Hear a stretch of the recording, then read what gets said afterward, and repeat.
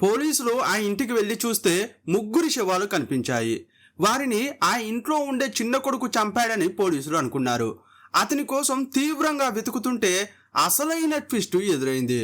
అతడు కూడా ఆ ఇంట్లోని కింది పోర్షన్లో డెడ్ బాడీగా కనిపించాడు. హంతకుడిగా అనుమానించిన వ్యక్తే శవంగా మారితే మరి ఈ హత్యలు చేసింది ఎవరు? సీరియస్గా ఇన్వెస్టిగేషన్ చేస్తున్న పోలీసులకు ఒకే ఒక్క చిన్న క్లూ దొరికింది. ఆ తర్వాత ఏం జరిగింది? ఆ రోజు 2026 జూన్ 2. అది ఉత్తరప్రదేశ్లోని ప్రయాగ్రాజ్. హేవత్ రోడ్లోని మార్కెట్ చాలా రద్దీగా ఉంటుంది. ఆ మార్కెట్ నుండి ఫోన్ రావడంతో పోలీసు బృందం అక్కడికి చేరుకుంది. పోలీసులు వచ్చేసరికి వరుసగా ఉన్న బిల్డింగుల ముందు చాలా మంది జనం గుమికూడి ఉన్నారు. కింద దుకాణాలు, పైన ఇల్లు ఉన్న ఒక బిల్డింగ్ దగ్గర ఆ జనం నిలబడ్డారు. ఆ బిల్డింగ్లు ఆనుకుని ఉన్న బిల్డింగ్లలో, అలాగే ఎదురుగా ఉన్న బిల్డింగ్లలో చాలా దుకాణాలు ఉన్నాయి. ఆ దుకాణాల్లో సామాన్లు కొనడానికి వచ్చిన కస్టమర్లతో పాటు స్థానికులు అక్కడ పోగై ఉన్నారు. వారి మధ్య నుండి పోలీసులు ఆ బిల్డింగ్ దగ్గరకు వెళ్ళారు. అప్పుడు స్థానికులు ఏమన్నారంటే, సార్, ఇక్కడి నుంచే వాసన వస్తోందని ఆ బిల్డింగ్ యొక్క మొదటి అంతస్తు వైపు వేలితో చూపించారు. ఆ పై అంతస్తుకు మెట్లు ఎక్కి వెళ్లాల్సి ఉంటుంది. కానీ ఆ మెట్లు మొదలయ్యే చోట ఒక గ్రిల్ గేటు ఉంది. ఆ గ్రిల్కు తాళం వేసి ఉంది. జనం చూస్తుండగానే పోలీసులు ఆ గ్రిల్ తాళాన్ని పగలగొట్టారు. ఆ తర్వాత వారు మెట్లు ఎక్కి పైకి వెళ్ళారు. పై అంతస్తులో ఉన్న ఆ ఇంటి తలుపులకు కూడా తాళం వేసి ఉంది. కానీ ఆ తలుపుల దగ్గరకు రాగానే కింద వచ్చిన వాసన కంటే ఎక్కువగా చాలా ఘోరమైన వాసన వచ్చింది. పోలీసులు ఆ తలుపులకున్న తాళం పగలగొట్టి ఇంటి లోపలకు వెళ్ళారు. హాల్లోకి అడుగు పెట్టగానే వస్తువులన్నీ చిందరవందరగా కనిపించాయి. అల్మారాలన్నీ తెరిచి ఉన్నాయి. పోలీసుల దృష్టిని ఆకర్షించిన విషయం ఏంటంటే ఆ గదిలో ఉన్న బట్టల కుప్ప. చాలా బట్టలను హాల్ మధ్యలో కుప్పగా వేశారు. ఆ బట్టల కుప్పను గమనించినప్పుడు పోలీసులకు ఒక అనుమానం వచ్చింది. జాగ్రత్తగా ఒక కర్రతో ఆ బట్టలను నెమ్మదిగా పక్కకు జరిపారు. అప్పుడు వారికి ఒక షాకింగ్ దృశ్యం కనిపించింది. సుమారు 40 ఏళ్ల వయసున్న ఒక మహిళ బోర్లా పడి ఉంది. ఆమె తల పగిలిపోయి ఉంది. ఒకే ఒక దెబ్బతో ఆమె తలను ఎవరో పగలగొట్టారు. ఆమెను చూడగానే, సార్, ఈమె ఈ ఇంటి పెద్ద అయిన వీరేంద్ర కూతురు అని స్థానికులు చెప్పారు. ఆమె పేరు మీనాక్షి. హాల్ నుండి వంటగదిలోకి, బెడ్రూమ్లలోకి వెళ్లే దారులు ఉన్నాయి. అక్కడ మొత్తం 3 బెడ్రూమ్లు ఉన్నాయి. దొంగతనం చేసే ప్రయత్నంలోనే ఈ హత్య జరిగిందని పోలీసులకు అర్థమైంది. ఒక బెడ్రూమ్లో వెతికినప్పుడు నేలపై ఒక వృద్ధురాలు, ఒక వృద్ధుడు పడి ఉన్నారు. వారిపై కూడా బట్టల కుప్పలు ఉన్నాయి. కానీ వారి తలలు కనిపిస్తున్నాయి. ఆ ఇద్దరి తలలు కూడా పగిలిపోయి ఉన్నాయి. ఆ డెడ్ బాడీలను చూసిన స్థానికులు వీరేంద్ర సార్ను, అనిత మేడంను ఎవరో దారుణంగా చంపేశారని నిర్ఘాంతపోయారు. ఆ ఇంటి లోపల 3 శవాలు ఉన్నాయి. వాటి నుంచి వస్తున్న కుళ్ళిపోయిన వాసనే ఇప్పుడు పోలీసులను అక్కడికి రప్పించింది. ఆ ఇంట్లోని ముగ్గురిని దాదాపు ఒకే పద్ధతిలో చంపారు. ఇనుప రాడ్ లాంటి దాంతో తలపై బలంగా కొట్టి చంపేశారు. చనిపోయిన ఆ ముగ్గురికి స్పందించే సమయం కూడా దొరకలేదని అర్థమవుతోంది. ఆ ఇంట్లో ఒక లాకర్ ఉంది. అది కూడా తెరిచి ఉంది. అంటే ఇంట్లోని ముగ్గురిని దారుణంగా చంపి పెద్ద ఎత్తున నగదు ఎత్తుకెళ్లారని పోలీసులు అంచనా వేశారు. ఆ ఇంటి నుండి ఏం దొంగిలించారో తెలియాలంటే మొదట ఆ ఇంట్లో ఏమేం వస్తువులు ఉన్నాయో తెలియాలి. అందుకోసం ఆ కుటుంబంతో సంబంధం ఉన్నవారు ఎవరైనా ఉన్నారా అని పోలీసులు విచారిస్తుండగా జనం ఆ ఇంట్లో ఉండే కొడుకు గురించి చెప్పారు. అభిషేక్ అనే వ్యక్తి ఇదే ఇంట్లో ఉంటున్నాడని పోలీసులకు చెప్పారు. అభిషేక, అతను ఎక్కడా అని పోలీసులు అడిగారు. అప్పుడు ఓ వ్యక్తి ఏం చెప్పాడంటే, సార్, కొన్ని రోజుల క్రితం కొడుకు అయిన ఈ అభిషేక్కు తండ్రి అయిన వీరేంద్రకు మధ్య పెద్ద గొడవ జరిగింది. అభిషేక్ డబ్బు అడిగాడు. ఇవ్వడం కుదరదని తండ్రి చెప్పడంతో గొడవ మొదలైందని ఆ వ్యక్తి చెప్పాడు. ఆ మాటలు వినగానే అసలు ఏం జరిగి ఉంటుందో పోలీసులు గెస్ చేశారు.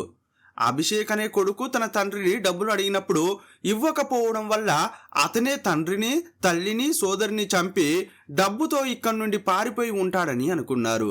అదే సమయంలో ఆ బిల్డింగ్ చుట్టుపక్కల ఉండేవారు ఎస్ఐకి మరికొన్ని విషయాలు కూడా చెప్పారు.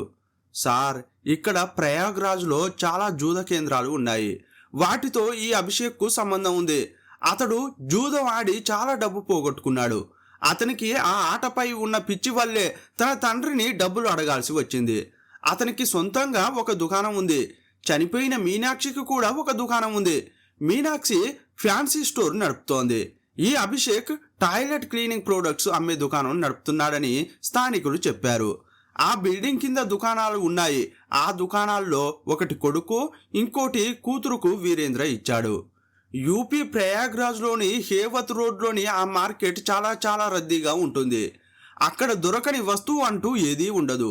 అందువల్ల ఆ మార్కెట్కు చాలామంది జనం వస్తుంటారు. ఇలాంటి సమయంలోనే అక్కడి ఒక బిల్డింగ్లో 3 వ్యక్తులు హత్యకు గురయ్యారనే వార్త సంచలనంగా మారింది. క్రైమ్ సీన్ను ఫోరెన్సిక్ బృందం క్షుణ్ణంగా పరిశీలించింది. బాత్రూంలోకి వెళ్ళినప్పుడు అక్కడ ఒక బకెట్ ఉండడం చూశారు. ఆ బకెట్ లోపల ఒక మాపు ఉంది. దాంతో ఫ్లోర్ను బాగా తుడిచినట్లుగా గుర్తులు ఉన్నాయి. అప్పుడే ఫోరెన్సిక్ బృందం ఒక విషయాన్ని పోలీసుల దృష్టికి తీసుకువచ్చింది. ఆ 3 శవాలపై పొడులు చల్లి ఉన్నాయి. ఆ ఇంట్లోనే ఉన్న బ్లీచింగ్ పౌడర్, ముఖానికి రాసుకునే పౌడర్ను ఆ శవాలపై చాలా ఎక్కువగా చల్లారు. శవాల నుంచి కుళ్ళిపోయిన వాసన కిందకు రాకుండా ఉండడానికే ఇలా చల్లి ఉంటారని ఫోరెన్సిక్ బృందం అంచనాకు వచ్చింది. మరి ఈ ఘోరమైన హత్యలు చేసిన అభిషేక్ ఎక్కడికి వెళ్ళి ఉంటాడనేది తెలుసుకోవడం కోసం అభిషేక్ మొబైల్ నంబర్ లొకేషన్ను పోలీసులు కనిపెట్టాలని అనుకున్నారు. తండ్రిని, తల్లిని, సోదరిని చంపడానికి ఏమాత్రం వెనకాడని అభిషేక్ దొంగిలించిన డబ్బుతో దూరంగా పారిపోయే అవకాశం ఉంది. అందువల్ల వీలైనంత త్వరగా అతన్ని పట్టుకోవాలని పోలీసులు నిర్ణయించుకున్నారు. అన్ని బస్ డిపోలకు, రైల్వే స్టేషన్లకు అభిషేక్కు సంబంధించిన సమాచారం వెళ్ళింది. ఒక బృందం రోడ్డుపైకి వెళ్లి అభిషేక్ కోసం గాలిస్తోంది. ఇదే సమయంలో కిందున్న స్థానికులు పోలీసులకు మరో విషయం చెప్పారు. సార్, కిందున్న ఒక దుకాణం నుండి కూడా కుళ్ళిన వాసన వస్తోందని అన్నారు. అప్పుడు కొందరు పోలీసులు కిందకు వచ్చారు. అక్కడ అభిషేక్ దుకాణం, మీనాక్షి దుకాణం ఉన్నాయి. అభిషేక్ దుకాణం వైపు నుండే చాలా ఘోరమైన వాసన వస్తోంది. వారు ఆ దుకాణం తాళం పగలగొట్టి లోపలికి వెళ్ళారు. లోపలికి వెళ్లే కొద్దీ ఆ వాసన మరింత ఎక్కువైంది. వారు ఆ దుకాణం వెనుక భాగానికి వెళ్ళేసరికి అక్కడ ఒక వ్యక్తి బోర్లా పడి ఉన్నాడు. అతని తల కూడా పగిలిపోయి ఉంది. ఆ వ్యక్తిని పోలీసులు ఇటువైపు తిప్పారు. అతడిని చూడగానే స్థానికులు గుర్తుపట్టారు. సార్, ఇతడే అభిషేక్ అని అరిచారు. ఆ మాట విని ఇప్పుడు పోలీసులు షాక్ అయ్యారు. ఏ అభిషేక్ కోసమైతే అన్ని బస్టాండ్లు, రైల్వే స్టేషన్లు గాలించమని కొన్ని బృందాలను పంపించారో ఆ అభిషేక్ ఇక్కడ డెడ్ బాడీగా పడి ఉన్నాడు. ఈ 4 చనిపోయి దాదాపు 2 రోజులు కావస్తోందని ఫోరెన్సిక్ నిపుణులు చూచాయగా చెప్పారు. అప్పుడే స్థానికులు ఒక విషయం గుర్తించారు. సార్, 2 రోజులుగా ఈ దుకాణాలు అస్సలు తెరవలేదు. స్థానికులతో ఈ కుటుంబానికి పెద్దగా సంబంధాలు లేవు. అందుకే వారు దుకాణం తెరవకపోయినా ఎవరు పెద్దగా పట్టించుకోలేదు. వారికి వీలున్నప్పుడు తెరుస్తారు, వీలు లేనప్పుడు మూసేస్తారు. వారు జనాలతో అంతగా కలిసిపోయే వాళ్ళు కాదని స్థానికులు చెప్పారు. ఇంతకీ ఈ ఇంట్లోని 4 ఎవరు చంపారు? మార్కెట్ నడిబొడ్డున ఉన్న ఒకే ఇంట్లో ఒకే పద్ధతిలో 4 ప్రాణాలను బలి తీసుకున్న ఆ కిల్లర్ అందరి కళ్ళు గప్పి తాళాలు వేసుకుని ఎలా పారిపోగలిగాడు? డబ్బు కోసమే ఈ దారుణం జరిగిందా, లేక ఈ 4 మరణం వెనుక ఏదైనా పాత పగ ఉందా? అసలు ఈ దారుణ హత్యల వెనుక ఉన్న ఆ మర్మమేంటి? ఒళ్ళు గగురు పొడిచే ఆ నిజాలు తెలియాలంటే ఏ మాత్రం స్కిప్ చేయకుండా వీడియోను చివరి వరకు చూడండి. మీరు చూస్తున్నది తెలుగు మిస్టరీ. నేను మీ ప్రభాకర్.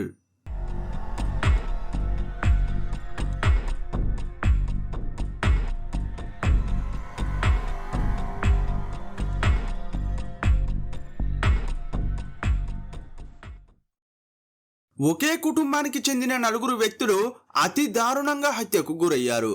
ఈ వార్త యూపీ అంతా వ్యాపించడంతో పోలీసులు ఒక ప్రత్యేక దర్యాప్తు బృందాన్ని ఏర్పాటు చేశారు. ఈ హత్యలను చాలా ప్లాన్ ప్రకారం చేశారు. హత్య చేసిన వ్యక్తి ఇంటికి తాళం వేశాడు. అలాగే కిందున్న దుకాణానికి కూడా తాళం వేశాడు. చాలా తెలివిగా ఈ హత్యలు చేసి హంతకుడు ఎక్కడికి వెళ్ళి ఉంటాడు? అసలు ఎవరు ఈ హంతకుడు అనే ప్రశ్న పోలీసుల మెదడును తొలిచేసింది. అప్పుడు పోలీసులతో స్థానికులు ఒక విషయం చెప్పారు. సార్, చనిపోయిన అభిషేక్కు ఇంకొక సోదరుడు కూడా ఉన్నాడు. అతని పేరు అశ్విన్ కుమార్. అతను ఒక అమ్మాయిని ప్రేమించాడు. ఆ అమ్మాయిని ఇక్కడికి కూడా తీసుకువచ్చాడు. అదంతా 2015లో, అంటే 11 ఏళ్ల క్రితం జరిగింది. కానీ ఆ రోజు వీరేంద్ర సారు ఆ అమ్మాయిని ఈ ఇంట్లోకి రానివ్వలేదు. తండ్రితో గొడవపడి తన ప్రేయస్తో కలిసి అశ్విన్ ఇల్లు వదిలి వెళ్ళిపోయాడు. ఆ తరువాత వారిని ఎవరూ చూడలేదని స్థానికులు చెప్పారు. ఈ అశ్విన్ కుమార్ అతని భార్య రీతు ఎక్కడ ఉంటున్నారనే కోణంలో పోలీసులు దర్యాప్తు ప్రారంభించారు. అప్పుడు వారికి ఒక షాకింగ్ సమాచారం అందింది. అశ్విన్ కుమార్ ప్రస్తుతం జైల్లో ఉన్నాడు. అతని భార్య రితు కూడా అతనితో పాటు జైల్లోనే ఉన్నప్పటికీ ప్రస్తుతం ఆమె బెయిల్పై బయట ఉంది. వారు చేసిన నేరానికి సంబంధించిన వివరాలు కూడా పోలీసులకు దొరికాయి. అశ్విన్ కుమార్ రితు కలిసి ఒక మ్యారేజ్ బ్యూరో నడుపుతుండేవారు. వారు ఆ మ్యారేజ్ బ్యూరోలో రిజిస్టర్ చేసుకునే వారికి తగిన సంబంధాలు చూపించేవారు. కానీ దాంతోపాటే చాలా తెలివిగా ప్రజలను మోసగించేవారు కూడా. హైదరాబాదుకు చెందిన ఒక జడ్జి కొడుకు విషయంలో వారు ఒకసారి పెద్ద మోసం చేశారు. వారి పేరు మీద చాలా మోసాలు ఉన్నప్పటికీ ఆ మోసంలోనే దొరికిపోయారు. హైదరాబాదుకు చెందిన అసలు లేని జడ్జికి లేని కొడుకులాగా నిజానికి నటించింది ఆ మ్యారేజ్ బ్యూరో యజమాని అయిన అశ్విన్ కుమార్. ఫోన్ ద్వారా అక్కడ రిజిస్టర్ చేసుకున్న ఒక అమ్మాయికి అతడే ఫోన్ చేస్తుండేవాడు. నిజానికి ఈ జడ్జి కొడుకు ప్రొఫైల్ వారి మ్యారేజ్ బ్యూరోలో ఉంది. ఆ ప్రొఫైల్ చూసి ఇష్టపడిన అమ్మాయికి ఫోన్ చేసిన ఆ జడ్జి కొడుకు ఆమెతో సాన్నిహిత్యం పెంచుకున్నాడు. తరచుగా వాళ్ళిద్దరూ ఫోన్లో మాట్లాడుకునేవారు. ఈ క్రమంలో ఆమె నుండి ఆ జడ్జి కొడుకు వివిధ కారణాలు చెప్పి 9 లక్షల రూపాయలు తీసుకున్నాడు. ఆమె అలా డబ్బు ఇస్తున్న సమయంలోనే అనుకోకుండా ఆమెకు అసలు విషయం తెలిసింది. తనతో జడ్జి కొడుకు అనే పేరుతో మాట్లాడుతున్న వ్యక్తి నిజానికి తాను రిజిస్టర్ చేసుకున్న మ్యారేజ్ బ్యూరో యజమాని అశ్విన్ కుమారే అని ఆమెకు తెలిసింది.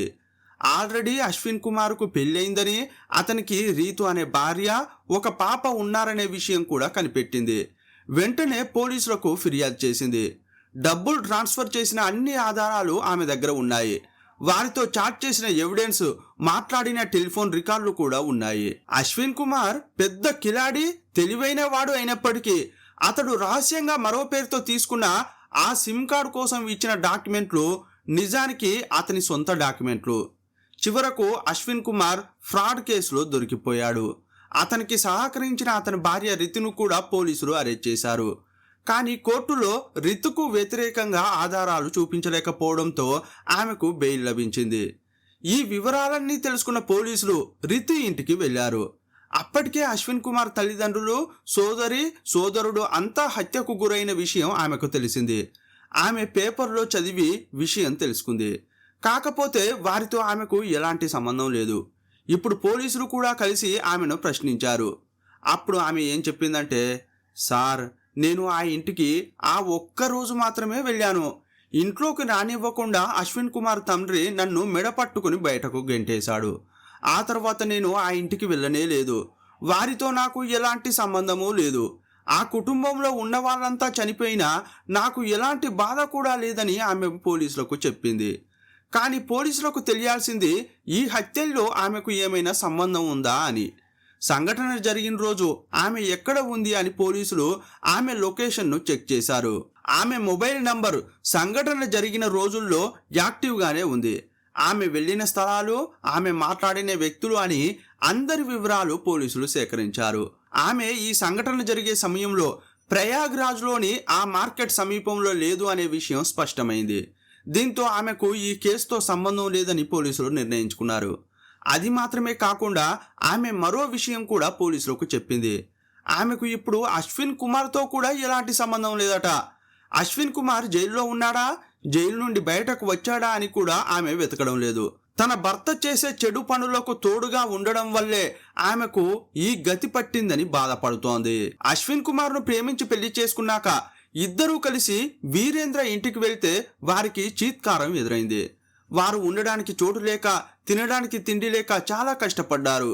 జీవితాన్ని నిర్మించుకోవడానికి అశ్విన్, రితు చాలా కష్టపడ్డారు. ఆ సమయంలోనే ఈ మ్యారేజ్ బ్యూరోకు సంబంధించిన సంఘటనలన్నీ జరిగాయి. అప్పట్లో చాలా మ్యారేజ్ బ్యూరోలు ఉండేవి. విపరీతమైన పోటీ ఉండేది. అందువల్ల వారు ఆ మ్యారేజ్ బ్యూరో పెట్టినప్పుడు వ్యాపారం అంతగా సాగలేదు. బతకడానికి వేరే మార్గం ఏమీ లేనప్పుడే అశ్విన్ ఇలాంటి మోసాలకు పాల్పడేవాడు. చివరకు అశ్విన్తో పాటు రితు కూడా అరెస్ట్ అయింది.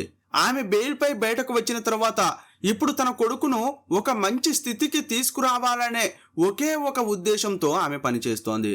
ఆమెకు ఇదివరకే తెలిసిన బ్యూటీషియన్ కోర్సును మరోసారి నేర్చుకుని ఇప్పుడు ఒక బ్యూటీ పార్లర్లో అసిస్టెంట్గా చేరింది. ఇకపై తన లైఫ్లో అశ్విన్ లేడు, అతని కుటుంబం లేదని రితు స్పష్టంగా చెప్పింది. ఈ కేసులో అశ్విన్ గాని రితు గాని ఇన్వాల్వ్ అయినట్లు ఆధారాలు లేకపోవడంతో పోలీసులు వేరే కోణంలో విచారణ చేయాల్సిన పరిస్థితి ఏర్పడింది. వెంటనే చుట్టుపక్కల ఉన్న అన్ని సీసీటీవీ కెమెరాలను పరిశీలించడం ప్రారంభించారు. ఇంతకుముందు ఆ ముగ్గురిని అభిషేక్ చంపి ఉంటాడనే అనుమానం ఉండడం వల్ల వారు నిజానికి ఆ సమయంలో సీసీటీవీ కెమెరాలను పరిశీలించలేదు. కానీ అభిషేక్ కూడా హత్యకు గురయ్యాడని తెలిసినప్పుడు వారికి వెంటనే అభిషేక్ సోదరుడు అశ్విన్ కుమార్పై అనుమానం కలిగింది. ఆ తర్వాత రితును కూడా ప్రశ్నించారు. వారిపై ఉన్న అనుమానాలు తొలగిపోవడంతో సీసీటీవీ కెమెరాల్లో ఫుటేజీ సేకరించే పనిలో పడ్డారు. అది మార్కెట్ కాబట్టి చాలా దుకాణాల్లో సీసీటీవీ కెమెరాలు ఉన్నాయి. చాలా ఫుటేజీని సేకరించిన పోలీసులు ఒక్కొక్కటిగా పరిశీలించారు. అప్పుడు హత్య జరిగిన ఫ్లాట్కు ఎదురుగా ఉన్న బిల్డింగ్లోని కెమెరా రికార్డ్ చేసిన ఒక విజువల్ పోలీసుల కంటపడింది. అది రాత్రి వేళ రికార్డ్ అయిన విజువల్. జూన్ 1వ తేదీ తెల్లవారుజాము దాదాపు 5 గంటలు కావస్తోంది. అప్పుడు ఒక వ్యక్తి మెట్లు దిగి వస్తున్న విజువల్ పోలీసులకు దొరికింది.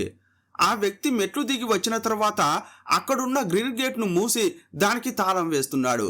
ఆ తర్వాత అతడు అక్కడి నుంచి దుకాణం వైపు నడవడం కూడా కనిపిస్తోంది. ఆ సమయంలో రోడ్డుపై ఒక్క మనిషి కూడా లేడు. ఆ మార్కెట్లో ఎవరూ లేని సమయంలో ఆ ఫ్లాట్ నుండి బయటకు వచ్చింది ఎవరని పోలీసులు వెతుకుతున్నారు. కానీ ఆ వ్యక్తి ముఖం స్పష్టంగా కనిపించడం లేదు. ఎందుకంటే అతడు మాస్క్ వేసుకున్నాడు. ప్రస్తుతం పోలీసుల దగ్గర పోస్టుమార్టం రిపోర్టు ఉంది. పోస్టుమార్టం రిపోర్ట్ ప్రకారం మే 31న రాత్రి ఆ ఇంట్లోని ముగ్గురు వ్యక్తులు హత్యకు గురయ్యారు. రాత్రి 11 గంటల నుండి 12 గంటల మధ్య ఆ ముగ్గురు చనిపోయారు. అదే సమయంలో కింద దుకాణంలో ఉన్న అభిషేక్ దాదాపు తెల్లవారుజామున 3 గంటల ప్రాంతంలో హత్యకు గురయ్యాడు. ఈ 2 హత్యలకు మధ్య 2-3 గంటల గ్యాప్ ఉంది. ఇదంతా జరిగిన దాదాపు 2.5 గంటల తర్వాత ఆ మాస్క్ ధరించిన వ్యక్తి పైనుండి మెట్లు దిగి వస్తున్న విజువల్ పోలీసులకు దొరికింది.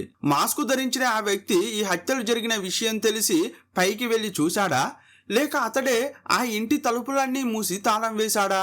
అతడు కింద ఉన్న గ్రిల్ గేట్కు తాళం వేయడం ఆ కెమెరాలో స్పష్టంగా రికార్డ్ అయింది. ఆ గ్రిల్కు అతడే తాళం వేసినందువల్ల పైన ఉన్న తలుపును కూడా అతడే మూసి ఉండాలి.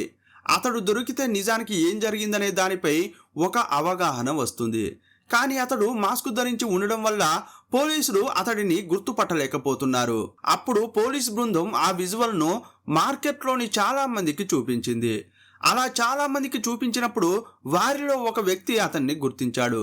సార్, ఇతను సన్నీ గుప్తా. అతని నడక అచ్చం అలాగే ఉంటుంది. అతను మార్కెట్లో సమోసాలు అమ్ముతాడని ఆ వ్యక్తి చెప్పాడు. అప్పుడు మిగిలిన వారు కూడా ఆ విజువల్ను చాలా జాగ్రత్తగా గమనించారు. సార్, ఇది సన్నీ గుప్తానే, ఇది అతని నడకే అని స్పష్టంగా చెప్పారు. వెంటనే పోలీసులు సమోసా దుకాణం దగ్గరికి వెళ్ళేసరికి షాపు మూసి ఉంది. పక్క షాప్ అతడిని విచారిస్తే సన్నీ ఇప్పుడు ఇంట్లోనే ఉన్నాడని చెప్పాడు. అప్పుడు పోలీసులు సన్నీ గుప్తా ఇంటికి వెళ్ళేసరికి అతను ఇంట్లోనే ఉన్నాడు. అతని ఎడమ చేతికి గాయం అయి ఉండడాన్ని ఒక పోలీసు గమనించాడు. ఏయ్ సన్నీ, ఆ గాయం ఎలా అయిందని పోలీసులు అడిగారు. సమోసాలు చేయడం కోసం ఉల్లిపాయలు కోస్తున్నప్పుడు గాయం అయిందని చెప్పాడు. మరి సన్నీ, 31వ తేదీ రాత్రి నువ్వు ఎక్కడ ఉన్నావు అని అడిగారు. సార్, 31వ తేదీ రాత్రి ఎప్పట్లాగే దుకాణం మూసి నేను ఇంటికి వచ్చి పడుకున్నాను. హఠాత్తుగా ఉదయం ఒక పని ఉండి బయటకు వెళ్ళాను. ఇప్పుడే వచ్చాను అని అన్నాడు. మరి 31న రాత్రి నువ్వు అభిషేక్ ఇంటికి ఎందుకు వెళ్ళావు అని పోలీసులు అడిగారు. సార్, అభిషేక్ ఇంటికి నేను అసలు వెళ్ళనే లేదు అని సన్నీ చెప్పాడు. అప్పుడు పోలీసులు అతనికి ఆ విజువల్ చూపించారు. మెట్లు దిగి కిందకు వచ్చి ఒకరు ఆ గ్రిల్ గేటుకు తాళం వేస్తున్న విజువల్ చూడగానే అతని ముఖం విలవిలబోయింది. నీకు సంబంధించిన మరికొన్ని విజువల్స్ కూడా మా దగ్గర ఉన్నాయి. అది మాత్రమే కాదు, నీకు అభిషేక్తో ఉన్న సంబంధం గురించి మాకు స్థానికులు అన్ని వివరాలు చెప్పారు. నిజం చెప్పు, నువ్వు ఎందుకు ఆ నలుగురిని చంపావు అని పోలీసులు నిలదీశారు. దానికి అతడు, సార్, నేను నలుగురిని చంపలేదు, నేను ఒక్కరినే చంపాను, కేవలం అభిషేకును మాత్రమే చంపానని అసలు విషయం చెప్పాడు. మరి మిగిలిన ముగ్గురిని ఎవరు చంపారని పోలీసులు అడిగితే వారిని అభిషేకే చంపాడని సన్నీ గుప్తా చెప్పుకొచ్చాడు. వెంటనే అతన్ని సంఘటన స్థలానికి తీసుకెళ్లారు. నిజానికి 2వ తేదీ ఉదయమే ఈ విషయం పోలీసులకు తెలిసింది. కానీ క్రైమ్ జరిగి 48 గంటలు కాకముందే పోలీసులు నిందితుడిని పట్టుకున్నారు. అతడు స్థానికుల సమక్షంలో పోలీసులకు జరిగిన విషయాలను వివరించాడు. అతనికి అభిషేక్తో పరిచయం సమోసాలు అమ్మే దుకాణం దగ్గరే అయింది. అభిషేక్ అంతకుముందే తెలుసు. అయినప్పటికీ వారి మధ్య సాన్నిహిత్యం పెరిగింది ఈ మధ్య కాలంలోనే. దానికి కారణం వారి సంభాషణల్లోకి వచ్చిన ఒక ప్రత్యేకమైన విషయం. సమోసా తింటున్న సమయంలో జూదం గురించి సన్నీతో అభిషేక్ మాట్లాడేవాడు. సన్నీ గుప్తాకు కూడా జూదం అంటే చాలా ఇష్టం. వారిద్దరి అభిరుచులు కలిశాయి. ఈ జూదం అనేది చాలా విచిత్రమైన అలవాటు. ఒకసారి దానికి బానిసైతే దేనినైనా తీసుకెళ్లి జూదంలో పెడతారు. ఆ ఊబిలో కూరుకుపోతే మళ్ళీ బయటకు రావడం చాలా కష్టం. ₹1 పెడితే ₹10 వచ్చే ఆట థ్రిల్ను ఇస్తుంది. అభిషేక్, సన్నీ ఆ థ్రిల్ను బాగా ఎంజాయ్ చేసేవాళ్ళు. కానీ ఇద్దరు చాలా డబ్బు పోగొట్టుకున్నారు. కాకపోతే జూదం ఆడడం వల్ల ఇద్దరి మధ్య స్నేహం బాగా పెరిగింది. జూదంలో పోగొట్టుకున్న డబ్బును ఎలాగైనా సంపాదించాలని ఇద్దరు అనుకునేవారు. ఆ డబ్బును తిరిగి సంపాదిస్తే ఆ ఊరిలో తామే పెద్ద కోటీశ్వరులు అవుతామని కలలుగనేవారు. అభిషేక్ తండ్రి దగ్గర చాలా డబ్బు ఉంది. తండ్రి దగ్గర ఉన్న డబ్బు తీసుకుని పెద్ద మొత్తంలో జూదంలో పెడితే దానికి 10 రెట్లు లాభం వస్తుందని అనుకునేవారు. ఇప్పటి వరకు అభిషేక్, సన్నీ గుప్తా వేరువేరుగా ఆడేవారు, కానీ ఓడిపోయేవారు. అయితే ఇప్పుడు ఇద్దరూ కలిసి ఆడితే గొప్ప విజయం వరిస్తుందని అనుకున్నారు. కానీ చేతిలో డబ్బులు లేవు. అప్పుడు అభిషేక్ తన తండ్రిని కొంత డబ్బు అడగాలని అనుకున్నాడు. ఇంతకుముందు ఇలాగే ఒకసారి అప్పులైనప్పుడు మీనాక్షి 1,50,000 ఇచ్చి అభిషేక్ను కాపాడింది. అభిషేక్ చాలా మంది దగ్గర అప్పులు తీసుకుని ఆ డబ్బును ఈ జూదంలో పెట్టేవాడు. డబ్బు పోయినప్పుడు అప్పు ఇచ్చిన వాళ్ళు అభిషేక్ను పట్టుకుని తిట్టేవారు. అలాంటి సమయంలోనే ఒకసారి మీనాక్షి అతనికి సహాయం చేసింది. ఆమెకు ఆ డబ్బును అతడు తిరిగి ఇవ్వాల్సి ఉంది. ఆ డబ్బు తిరిగి ఇవ్వాలంటే అతని దగ్గర డబ్బు ఉండాలి. కానీ డబ్బు సంపాదించడానికి అతనికి ఒకే ఒక్క మార్గం మాత్రమే కనిపిస్తోంది. అదేంటంటే జూదంలో మరింత ఎక్కువ డబ్బు పెట్టడం. డబ్బు ఎక్కువ పెట్టినప్పుడు లాభం కూడా చాలా పెద్దగా వస్తుంది. మీనాక్షికి ఇవ్వాల్సిన డబ్బు ఇచ్చేసినా కూడా ఇంకా చాలా డబ్బు మిగులుతుందని భావించాడు. జూదంలో పెడితే ఎక్కువ డబ్బు వస్తుందని లెక్కలు వేసుకున్నాడే కానీ పోతే మొత్తం ఊడ్చుకుపోతుందని ఆలోచించలేకపోయాడు. ఇలాంటి విషయాల్లో ముందు లాస్ను భరించగలమా అనేది తెలుసుకుని ఆ తర్వాత లాభాల గురించి మాట్లాడుకోవాలి. కానీ నష్టాలను తట్టుకోలేని పరిస్థితుల్లో కేవలం లాభాలను మాత్రమే పరిగణలోకి తీసుకుంటే చిప్ప చేతికి వస్తుంది. అచ్చం అలాగే ఈ అభిషేక్, సన్నీ ఆలోచనలు ఉన్నాయి. ఈ క్రమంలోనే అభిషేక్ వెళ్ళి తన తండ్రిని డబ్బులు అడిగాడు. కొడుకు గురించి తెలిసి ఆ తండ్రి ఒక్క పైసా కూడా ఇవ్వనని తెగేసి చెప్పాడు. వీరేంద్ర కుమార్ అనే వృద్ధుడు 78 ఏళ్ల వయసులో కూడా కొడుకుకు తన ఆస్తి ఇవ్వకపోవడానికి కారణం కొడుకు యొక్క స్వభావమే. అభిషేక్కు ఆస్తి ఇచ్చిన మరుక్షణం అతడు దాన్ని జూదానికి తగిలేస్తాడని తెలుసు. అందుకే అతనికి ఆస్తి ఇవ్వలేదు. అడిగినప్పుడు డబ్బు కూడా ఇవ్వలేదు. అభిషేక్ తన తండ్రిని కొంత డబ్బు అడిగినప్పుడు ఇవ్వకపోవడంతో అతనికి కోపం వచ్చింది. అలాగైతే నా ఆస్తి నాకు ఇచ్చేయని తండ్రిని అడిగాడు. యాక్చువల్గా ఈ వీరేంద్ర కుమార్కు 3 పిల్లలు. వారిలో అశ్విన్కు మాత్రమే పెళ్ళయింది. కానీ అతను ఇప్పుడు ఈ ఇంట్లో లేడు. అభిషేక్, మీనాక్షి అనే 2 పిల్లలకు ఇంకా పెళ్ళిళ్ళు కాలేదు. కానీ ఆ ఇద్దరు బతకడానికి సంపాదన ఉండాలనే ఉద్దేశంతో వీరేంద్ర కుమార్ వారితో దుకాణాలు పెట్టించాడు. అయితే ఆ దుకాణాన్ని బాగా నడుపుకుంటూ పెళ్లి చేసుకుని జీవితంలో సెటిల్ అవ్వాల్సిన పనిని వదిలేసి ఈ అభిషేక్ జూదానికి బానిసయ్యాడు. అందువల్ల తండ్రి బాగా తిట్టాడు. అప్పుడు అభిషేక్ కోపంతో ఇల్లు వదిలి బయటకు వచ్చాడు. తన తల్లి కూడా సహాయం చేయడానికి ప్రయత్నించలేదని అతని మనసు కుత ఉడికిపోయింది. అభిషేక్ తన తండ్రిని డబ్బులు అడుగుతుంటే అప్పుడు హాల్లోనే మీనాక్షి ఉంది. ఆమె అభిషేక్తో ఏమందంటే, ఒరేయ్, డబ్బులు ఊరికే రావు, అవి కష్టపడితేనే వస్తాయి. నువ్వు జూదం ఆడి డబ్బు సంపాదిస్తానంటే అది జరిగే పని కాదు. మర్యాదగా పోయి నీ పని సరిగ్గా చేసుకోపో అని మందలించింది. ఆమె అలా చెప్పడంతో కోపంతో మీనాక్షిని తేరిపార చూసి కిందకు దిగి వెళ్ళిపోయాడు. నేరుగా సమోసా దుకాణానికి వెళ్ళి సన్నీ గుప్తాతో అతడు ఈ విషయాలను చెప్పాడు. తన తండ్రి దగ్గర డబ్బు ఉంది, కానీ ఆయన ఇవ్వడం లేదు. తల్లి దగ్గర కూడా బంగారం చాలానే ఉంది. ఆమె తలుచుకుంటే డబ్బు ఏర్పాటు చేయవచ్చు. కానీ తల్లి తన బంగారం ఇవ్వడానికి సిద్ధంగా లేదు. సోదరి ఇంతకు ముందు 1,50,000 ఇచ్చింది. ఇప్పుడు దాన్ని తిరిగి అడుగుతోంది. కానీ ఆమె దగ్గర ఇంకా డబ్బు ఉంది. ఆమె కూడా డబ్బు ఇవ్వడం లేదు. మా నాన్న, అమ్మ, సోదరి 3 మంచివాళ్ళు కాదు అని సన్నీకి చెప్పాడు. అప్పుడు సన్నీ ఏమన్నాడంటే, ఒరేయ్, ఇలాంటి పనికిరాని వాళ్ళు ఎందుకురా ఈ భూమికి భారంగా బతకడం అన్నాడు. ఆ మాట వినగానే మనం వాళ్ళను లేపేద్దామా అని అభిషేక్ అన్నాడు.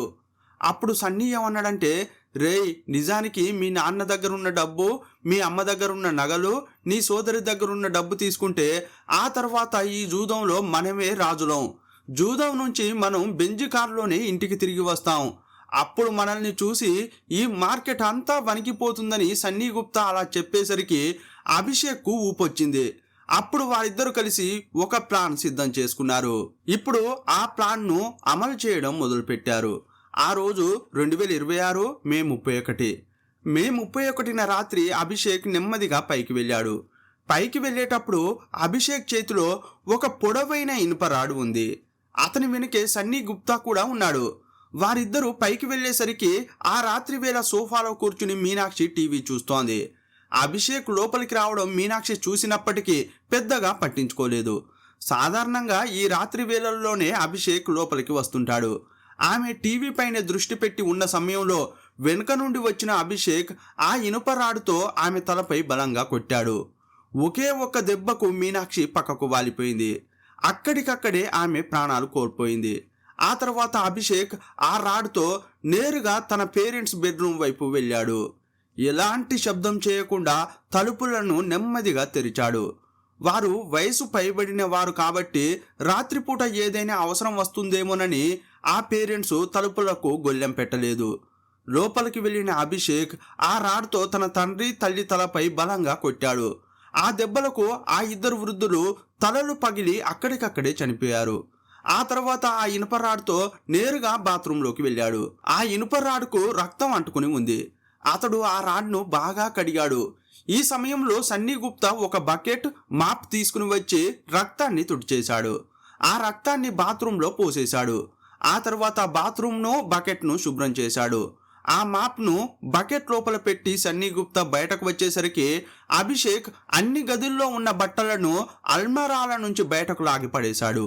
ఆ బట్టలను తీసుకున్న సన్నీ గుప్తా హాల్లో పడి ఉన్న మీనాక్షి తలపై భాగాన్ని కప్పేశాడు. అలాగే మిగిలిన ఇద్దరు శవాలపైన కూడా బట్టలు వేశాడు. ఆ తర్వాత ఇంట్లో ఉన్న బ్లీచింగ్ పౌడర్, టాల్కమ్ పౌడర్ను శవాలపై బాగా చల్లారు. ఆ శవాలు కుళ్ళిపోయేటప్పుడు జనం కనిపెట్టేస్తారు. అలా జనం కనిపెట్టకుండా ఉండడం కోసమే వారు పౌడర్లు చల్లారు. ఆ తర్వాత షెల్ఫులు, అల్మారాలు, లాకర్ అన్నీ తెరిచి వాటిలో ఉన్న డబ్బులు, నగలు తీసుకున్నారు. వారు ఒక పెద్ద దోపిడీనే చేశారు. అంతా సజావుగా సాగిందని నమ్మకం కుదిరిన తర్వాత తలుపులకు తాళం వేసి వారిద్దరూ కిందకు దిగారు. వారు కిందకు వచ్చిన తర్వాత అభిషేక్ దుకాణానికి వెళ్ళారు. అభిషేక్ దుకాణానికి వెళ్ళిన తర్వాత ఆ వస్తువులను చెరిసగం పంచుకుందామని అంతకు ముందే సన్నీతో అభిషేక్ చెప్పాడు. అయితే ఇద్దరు ఆ దుకాణంలోకి వెళ్ళి షట్టర్ మూసి మద్యం తాగుతున్నారు. అప్పుడు అభిషేక్ ఏమన్నాడంటే, రే సన్నీ, ఇది మా నాన్న అమ్మ కష్టపడి సంపాదించిన డబ్బు. ఇందులో సగం నీకు ఇవ్వడం కుదరదు. కాకపోతే నీకు కొంచెం ఇస్తాను, దాన్ని సంతోషంగా తీసుకో అన్నాడు. ఈ మాటలు సన్నీకి అస్సలు నచ్చలేదు. ఇంట్లో ఏం దొరికినా అందులో సగం ఇస్తానని అభిషేక్ చెప్పడంతో అన్నింటికీ సిద్ధపడే అభిషేక్తో సన్నీ చేతులు కలిపాడు. కానీ ఇప్పుడు అతని మాటలు సన్నీని షాక్కు గురి చేశాయి. ఆ సమయంలో తండ్రిని, తల్లిని, సోదరిని చంపడానికి అభిషేక్ వాడిన ఆ రాడ్ సన్నీ గుప్తా చేతిలోనే ఉంది. కోపం వచ్చిన అతడు ఆ రాడ్ను పైకి లేపి అభిషేక్ తలపై ఒక్కటేశాడు. ఆ దెబ్బకు అభిషేక్ తల పగిలిపోయింది. అతడు కింద పడి చనిపోయాడు. వెంటనే అతని దగ్గర ఉన్న బంగారం, వస్తువులన్నీ తీసుకున్న సన్నీ గుప్తా అతని చేతి నుండి తాళాలు కూడా తీసుకున్నాడు.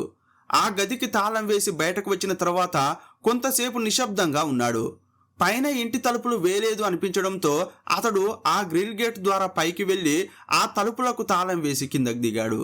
తర్వాత కింద గ్రిల్కు కూడా తాళం వేసి బయటకు వచ్చేసరికి సమయం 1వ తేదీ తెల్లవారుజాము 5:30 అయిందని సన్నీ గుప్తా ఇప్పటి వరకు జరిగిందంతా చెప్పాడు. ఒకే ఇంట్లో 4 వ్యక్తులు హత్యకు గురయ్యారు. మొదట 3 చంపిన వాడిని ఆ నేరంలో తోడుగా ఉన్న వ్యక్తే చంపేశాడు. సన్నీని పోలీసులు ఆ బిల్డింగ్ లోపలికి తీసుకెళ్లారు.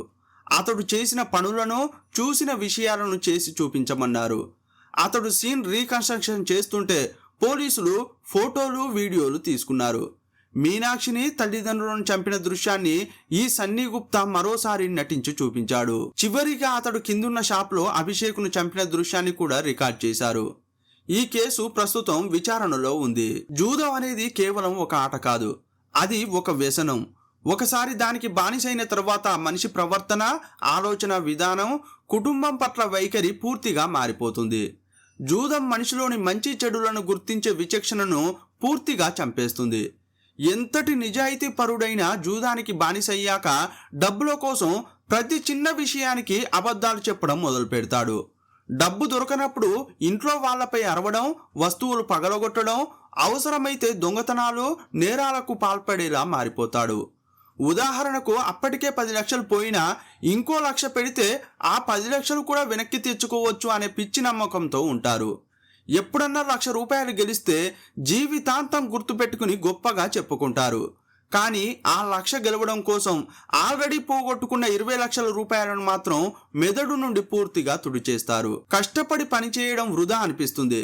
నెలంతా రెక్కలు ముక్కలు చేసుకుని సంపాదించే జీతం కంటే 1 గంటలో జూదంలో వచ్చే డబ్బే ఎక్కువ అనిపిస్తుంది. నెమ్మదిగా చురుకుదనం తగ్గి బద్ధకం, అలసత్వం తిష్టవేస్తాయి. జూదం అనే ఊబిలో కూరుకుపోయాక ఒళ్ళు వంచి పనిచేయడం చాలా కష్టంగా మారుతుంది. జూదగాడి దృష్టిలో మొదటి స్థానం జూదానిదే, ఆ తర్వాతే కుటుంబం. జూదాన్ని ఆపమని భార్యో తల్లిదండ్రులో చెబితే వారు తమ ఎదుగుదలను చూసి ఓర్వలేక మాట్లాడుతున్న శత్రువుల్లా కనిపిస్తారు. పిల్లల చదువులు, ఇంట్లోని అవసరాలు, కనీసం తినడానికి తిండి ఉందా లేదా అనే విషయాలు వారికి అనవసరం. ఆఖరికి పిల్లల స్కూల్ ఫీజు డబ్బులను, భార్య పుస్తల తాడును కూడా జూదంలో పెట్టడానికి వెనకాడరు. కన్నవారి ఆరోగ్యం కంటే, భార్య కన్నీళ్ల కంటే ఆ క్షణంలో జూదం ఆడడానికి డబ్బు దొరికిందా లేదా అన్నదే అతనికి ముఖ్యం. కుటుంబ సభ్యులను కేవలం డబ్బు గుంజే వనరులుగానే చూస్తాడు. జూదానికి బానిసైన వాడు అప్పుల ఊబిలో కూరుకుపోవడం, ఉన్న ఇల్లు ఆస్తులు అమ్ముకోవడం, ఆఖరికి రోడ్డున పడడం ఖాయం. అప్పులు ఇచ్చిన వాళ్ళ ఒత్తిడి తట్టుకోలేక దొంగతనాలు, మోసాలు చేస్తారు. చివరకు ఈ కేసులో జరిగినట్లుగా నమ్మిన వారిని సైతం హత్య చేసేంతటి ఘోరమైన నేరస్తులుగా మారుతారు. జూదం అనేది మనిషి చేతికి బంగారు కడియం చూపిస్తూ మెడకు ఉరితాడు బిగించే ఒక మాయా ప్రపంచం. దాని బారిన పడ్డవాడు తను నశించడమే కాక తనను నమ్మిన పచ్చని సంసారాన్ని కూడా శ్మశానంగా మారుస్తాడు. కష్టం లేని సంపాదన కంటి ముందే కరిగిపోతుంది. కష్టపడి సంపాదించిన రూపాయి మాత్రమే జీవితాంతం తోడుంటుంది. జూదంలో గెలుపు అనేది ఒక ఎర మాత్రమే, అది నిమ్మరసం చూపిస్తూ యాసిడ్ తాగించే ఒక నరకం. ఇలాంటి జూదానికి యువత దూరంగా ఉండాలి. మొట్టమొదటగా తక్కువ సమయంలో కోటీశ్వరులు అయిపోవాలనే అత్యాశను వదిలేయాలి. అడ్డదారుల్లో సంపాదనకు అలవాటు పడకుండా కేవలం శ్రమను మాత్రమే నమ్ముకోవాలి. ఒకవేళ స్మార్ట్ ఫోన్లలోనో ఆన్లైన్ యాప్స్లోనో సరదాగా 1 రూపాయి పెట్టినా అది భవిష్యత్తులో బానిసగా మార్చే ప్రమాదం ఉందని గ్రహించాలి. అలాంటి ఆటలకు చాలా దూరంగా ఉండాలి. ఖాళీ సమయాన్ని వ్యసనాలకు కాకుండా కొత్త నైపుణ్యాలు నేర్చుకోవడానికి, మీ కెరీర్ను నిర్మించుకోవడానికి ఉపయోగించండి. ఈ వీడియోపై మీ అభిప్రాయం ఏంటో కామెంట్ బాక్స్లో రాయండి. మరో వీడియోలో మళ్ళీ కలుసుకుందాం. అప్పటి వరకు సెలవు. జై హింద్.